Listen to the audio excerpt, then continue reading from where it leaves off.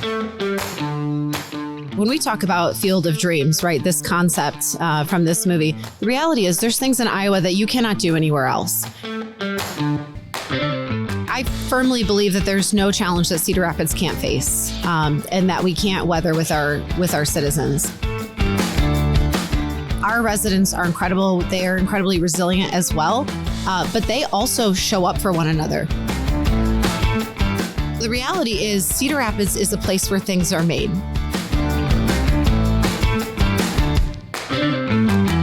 Welcome to Leading Iowa, Good Government in Iowa Cities. Our guest on this show is Ashley Vanorny. She is the immediate past president of the Iowa League of Cities, and she's a council person in Cedar Rapids, Iowa. Welcome to the show. And with us, we have our current president of the Iowa League of Cities and the mayor of Dubuque, Mayor Brad Cavanagh. How's he doing? He's doing great. And actually, he's somebody that I would say actually is a wonderful person too. Just as an anecdote, when I first met him, he was getting somebody creepy away from me at a bar. Okay. And I knew right then that he was a really good person, not just a great mayor, but also just an all around good person that I wanted to get to know better. Do you tend to attract creepy people at bars? I hope not. Okay. Because you said a minute ago that you were like the coolest person. Well, outside of Brad, of course. I mean, I have had to pass the baton, So I want to start with the Iowa League of Cities. The show is called Good Government in Iowa Cities. Give us a reason to be hopeful about Iowa cities. Well, look, I think I'm a great example of that. Because you're cool. Well, also that, but my generation is discussed a lot in these spaces. How do we retain people like me, millennials and younger? How do we get them to have great jobs, invest in homes? I've done all of those things, and I've never really wanted to leave Iowa. There was an opportunity there where I wasn't sure if I could make it work here. But the reality is I turned back to my community. I doubled down. I became a council member, and I see those opportunities and can help make those spaces happen for people like me as well. And across the board, in all Iowa cities, do you feel like there's reason to be optimistic? I mean, absolutely. There's things in Iowa here. When we talk about Field of Dreams, right, this concept from this movie, the reality is there's things in Iowa that you cannot do anywhere else. I could not easily go to Illinois and become an alder person. These are $1 million campaigns, right? I couldn't easily go to Illinois and purchase a house, for example. It's not to say because of just the sheer amount of people in some of these other localities that I could even get the job that I have, because there's just fierce competition for that. So I think that what Iowa offers is a leg up and an opportunity to be successful and to have that affordable, accessible opportunity and a great quality of life here. So I'm very hopeful about what Iowa has. And I know with people like Brad at the helm, we're going to continue investing in those opportunities and quality of life. Well, tell me what's going on in Cedar Rapids. Well, we have everything going on in Cedar Rapids. Everything's happening there. But, besides the 5 seasons, we have a lot of opportunities. We've got greenway plans that are going on. We have flood protection that continues to be invested in. But we actually have a really great momentum right now. We've got Google coming in District 5 where I serve. Our airport is just crushing it every day. New opportunities there. I think the reality is that Cedar Rapids, and you're hearing it here first, but I think Cedar Rapids has a real running of becoming, a lot closer in population to Des Moines, or at some point overseeding as the largest city in Iowa, just because of its momentum that we have and how amazing our team of city workers are. It's interesting to be at that place, because one of the things about Cedar Rapids is you have faced a series of challenges over several decades. So talk a little bit about how, because you've been a part of coming out of that. You've been a part of coming out of the flooding, coming out of the derecho. There's a lot of different things that have happened. So give us a sense of what that journey has been like. Yeah, I think one of the things I've been reflective on during my term of service is that my entire life I have been dealing with one tragedy after another in Cedar Rapids. The flood of '93 was significant. And then we had the flood of 2008 where this is the billions of dollars of loss in downtown Cedar Rapids. 16 years later, we are still actively recovering from this flood. And then we had another one in 2018, obviously less severe, but we also, had another one in 2016 as well. And then we had our 2020 derecho that took out 65% of our tree canopy, necessitated that basically every single roof in Cedar Rapids needed to be replaced. It was so tragic and difficult and compounding with everything that we were dealing with that it was very difficult to find safe shelter for people whose homes had lost their roofs because there weren't enough safe spaces left to put people that needed that temporary housing. So what's it been like, as a city government, you've gotten involved in government in sort of in the midst of these challenges. What has it been like to come out of that? How does a city government come together with the community, partner with other community organizations to be able to be in a place where you can sit here and say you're this excited about Cedar Rapids moving forward after all this challenge that you've had? Well, I firmly believe that there's no challenge that Cedar Rapids can't face, and that we can't weather with our citizens. Our residents are incredible. They are incredibly resilient as well, but they also show up for one another. Every single person in Cedar Rapids who's lived through at least one of the floods has a story, a personal attestation of how they've sandbagged, how they helped their neighbors. That's what we do. When the derecho happened, one of the things to come out of that is some of this neighborhood programs where we encourage people to get to know their neighbors. It's called the Neighborhood Pact. And we want people to check in on their neighbors more intentionally so that if there is a storm coming, and again, we've had some of the US's worst natural disasters, and it's not just one, this is several, but the way that I always posit it is they're the US's worst natural disasters that you've never heard of because we've weathered them so well. That is a real attestation to the city staff that we have, to the citizens of Cedar Rapids, and to all those people around us that have helped out. And a lot of the helpers came from people I met at the Iowa League of Cities. They were people that I met in sessions or in CMO certification or in Municipal Leadership Academy who I had that bond with. And when a storm hit, they called me and they said, "What do you need? We'll send people." And they did. So that helps us weather, all of these problems we face. As a city council person, you're one of several. Explain to folks what it is that as one person you can do on a board of many. Yeah, so I'm one of 9. Okay. We all have an equal vote. Obviously, our mayor has specific duties to her, but I also serve a particular part of Cedar Rapids. So with that comes the fact that, I need to live in that part of town. But the good news is I've only ever lived in the 52404 zip code. Basically the entirety of any time I've been in Cedar Rapids, which is 90-something% of my life. All right. So check that box. But outside of that, really what I see my role and responsibility is helping to be an interpreter of city policies or, an interpreter of what citizens are looking for. Sometimes, and I don't expect the average citizen to understand how to describe it in city speak, what they're looking for, but if I see somebody online that's saying like, "Hey, did somebody else down the street get their trash picked up because I don't think they got mine," I'm absolutely forwarding that on and making sure that, that gets done. Same thing with snow removal, or any other problem that anybody has. I'm looking for that information, seeking it out, and then also just making sure that their questions get answered. I want residents to have the experience that they feel like City Hall is helping them, that they don't have to fight it. What would you like people to know about what it's like to be a city council person? I think that the work is definitely challenging, but I will always say, and Brad's heard me say this many times, it's always work worth doing. You mentioned the Iowa League of Cities when you were talking about this, and that's one of the things that brings us together here, and that's how you and I met, and obviously both wanting to serve in this same role here, as president and leading this organization. I get some people every once in a while that will say, "Well, what's the use of being a part of these groups? Why would you be a part of the Iowa League of Cities or the National League of Cities or anything that's got a national or state focus when really your job is to just focus at home and do the job that you're elected to do?"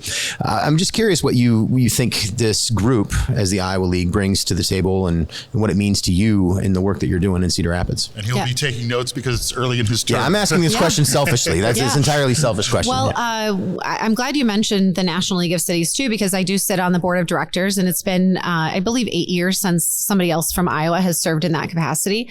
But one of the things that I get value out of these organizations for is best practices. There are things that I'll see happening in other cities. So, for example, First Amendment auditors. We saw that coming from some states up north and in other states that were more populated than Iowa. And we were able to tell people about what that might look like, feel like, so we could start preparing our cities for that. So we weren't in unnecessary lawsuits. There's a lot of different opportunities that, I think the smartest people don't necessarily spend all their time trying to innovate and create something brand new. They're looking for best practices that already exist and see if that fits in their city and is something that their residents would want. And it's okay to copy, right? It's okay to take something that's working really well somewhere else and realize that would work well for you too, instead of trying to recreate something from scratch yourself. So that's what I get out of the Iowa League of Cities and the National League of Cities. There are anything from skate parks to murals to economic development opportunities. I think there's a variety of different things, even, solving for housing challenges, affordability and just capacity building, that I get really inspired by the people that I meet. I am always deferring to them. I'm sure you have similar experiences where our friends don't want to talk about this. So you have to make city friends, because those are the people that you can conversate with and build those ideas so that you can bring them to best serve your city. Did you get all that down there? I did. Took every single note. Absolutely. Okay. We now want to get into your ideas and your thoughts about what government really is. So first, tell me what makes Cedar Rapids a true Iowa city. Well, first, I'm incredibly biased. Yes. My long running dad joke is that I didn't get very far in life because I work for the hospital I was born at, and I live in the house that I grew up in. I just own it now. Okay. So I'm already breaking those millennial. I hope you got a good price. Yeah, but I'm already breaking those millennial norms when people say, "Oh, millennials are just living in their parents' basement." Heck, no, I'm living upstairs and I own it. Are your parents in the basement? Did you move them there? No, okay. But I did purchase that house, and I'm actually working. Here's a great example. The city of Cedar Rapids borrowed a program from West Des Moines called the Neighborhood Finance Corporation. I'm actually looking at utilizing that and role modeling that as a council member, and looking at investing in Cedar Rapids by building an addition onto my home. A lot of my homes were built in 1945. They were built for people that were in the manufacturing industries of Cedar Rapids, which we are very plentiful for. And I'm showing them that it's possible to do this in a very, financially responsible way to get more use out of that, out of that space. But some of the things that I love about Cedar Rapids is from something as small as the quarter, which I'm sure everybody's heard of, the U.S. quarter, that comes from my district, from a company called PMX. You can take that quarter, you can go to the grocery store, you can buy crunch berries, or you can order, and it's probably shipped from, paper that was used, recycled from our municipal recycling, and boxed up by a company called International Paper, which is also in District 5. If you order from Amazon, a lot of those boxes were made from our municipal recycling that was also, created, that corrugated cardboard was created with International Paper. During the great toilet paper crisis of 2020, Ingredion uses the excess cornstarch that some of our, we're the cereal capital of the world. So they use that excess cornstarch so that your toilet paper doesn't stick together. This goes back to the crunch berries. Yeah, but it's the waste, right, from making crunch berries. Right. Okay. So the reality is Cedar Rapids is a place where things are made. It's a place where people have real opportunities. We are continuing to bring those opportunities to Cedar Rapids, but I'm so proud of the economic cycle that we have in Cedar Rapids, where, again, starting with that quarter and, ending up with the products that you have at home, so much of it is made there that you can't help but have that hometown pride. I have to ask, did you move out of your bedroom into the big master bedroom, or you stayed in your room? Not yet. Oh, no. I'm building one. Do you still have your high school posters on the wall? I never had high school posters. Okay. No. These are great questions. These are very relevant questions. Yes, thank you very much. Insight, certainly. I'm getting to know Ashley. You knew her. I didn't. Sorry. So, Ashley, what does good government look like in Cedar Rapids? Yeah, I think good government to me is when any representatives are actively seeking out feedback from their residents. I know sometimes, again, out of frustration, people may not know how to correctly describe what they're asking, for help on, but it's people taking that feedback, breaking it down, and scrubbing it of any of that emotional response and trying to just get people answers. What it also looks like is making sure that people can find the help, as we talk about it in healthcare, as a one-call resolution. As much as you can break that down so that citizens can ask the question and have it quickly resolved so that they can have that trust in their government organization, I think that's good government to me. And we are actively working on that in Cedar Rapids.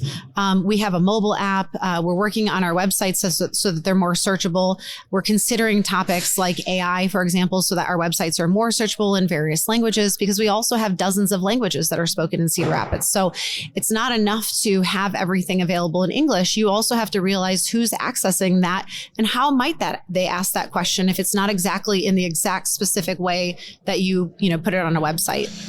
What are you most proud of that you've accomplished in Cedar Rapids in your time as on the city council? It's really hard to choose. So I'll give you a couple of it's a podcast. We things. Have time. Yeah. I'm proud of the murals. I'm proud of how my friends talk about the murals and the joy. Tell me about the murals. We have increased them significantly. Art is very important to me. It's important to other council members as well, but it's been one of the things that I've really tried to double down on. I love when people are taking their family photos in front of them. I love when I hear my friends talk with excitement about the joy that it brings that a new one just went up. Something as small as that, to what it felt like when I was going door to door during the derecho. We had an apartment complex that had, 3 very populated apartments buildings in them, and each of them lost their roofs. There were 9 languages spoken at these apartment complexes. They were largely populated by refugees. And going door to door with the chief of police and 4 translators, making sure that everybody knew that they needed to go out because it was unsafe for them to continue living in that building. Also working with state officials and our state of Iowa government officials to work with the Red Cross to get them the sufficient housing and shelter that they needed. We do it all in Cedar Rapids. Again, problems big and small. I'm proud of the skate park that not a lot of people saw interest in because they just didn't understand it. And I know that those skateboarders, are out there every day. That's on my route home. And it brings me a tremendous amount of joy to see them out there just, enjoying it too. And as much as they felt like nobody was there to hear them, I remind them all the time, you also pay taxes. So ask for what you want, ask for what you need. But I'm really proud of what the values and the mission that Cedar Rapids has. I think that we are incredibly fiscally responsible.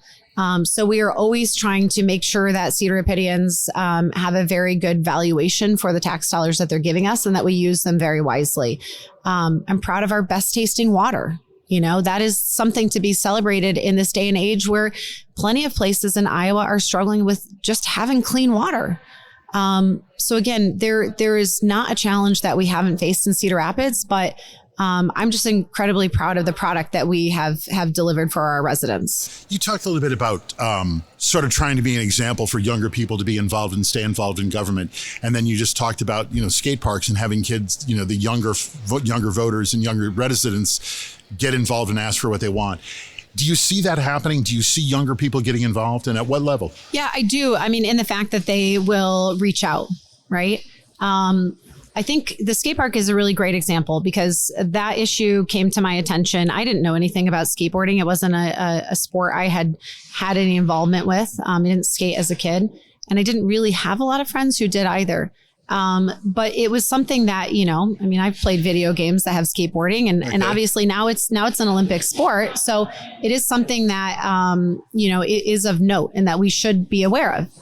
It's interesting because the National League of Cities also talks about the quality of life and how you can help attract and retain younger persons as well by having amenities like skate parks. I'll be honest, I'm chasing the Do Tour. That is my, we have a stopgap park, this medium sized skate park that we just renovated. And it actually ended up being necessary because of our flood protection system.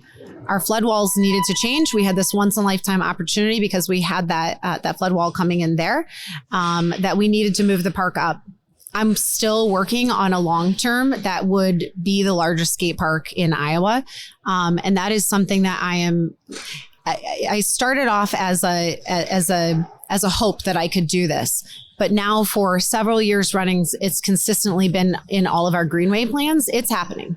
It's happening. It takes, sometimes government is a little bit slower than people would like to know. But the fact that I remind anybody who is uncertain if it ever will happen, that skate park continues to be outlined in our greenway plans that are there is really significant to build that trust. So I think a lot of people my age are starting to pay attention and get involved. They understand how that they can engage with their city government and that it is something that deserves to work for them as well. So the more that we can make it palatable, the more we can go to where people are, on social media, for example. That was one of the biggest things that my candidacy brought, is that engagement with social media. It helps people really find government to be accessible. Are you finding that as well? I mean, are you having younger people get involved in Dubuque? Yes. Yeah. I think, I've been talking about this a lot lately, and there's a real generational shift happening, and we see it in Dubuque too. And it's happening where people who have not traditionally been involved in leadership and in community service and different things like that are suddenly becoming more involved. They're reaching a point in their life where they're realizing that they can have an impact. They want to make a difference. And as some of those people step into leadership roles, then the generation kind of right below us seems to be able to see somebody sort of like them in that role and starting to see how they might be able to make that difference too. So absolutely. And, there are national organizations that are helping with this too. The National League of Cities is one example. Bloomberg Philanthropies comes to mind because they specifically have very youth-based programs that they will put grant funding out for, and we try to access that and be able to do some of those things.